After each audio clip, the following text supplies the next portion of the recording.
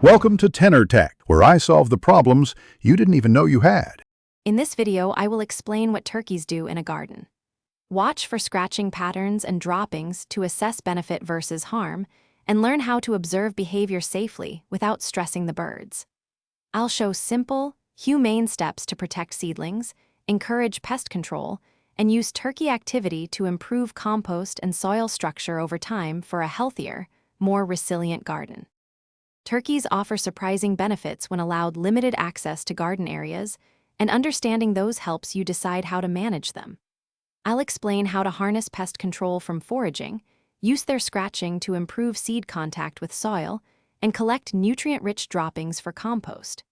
You'll learn low-effort approaches to let turkeys help without sacrificing young plants, and when fencing or deterrence makes sense for sensitive crops.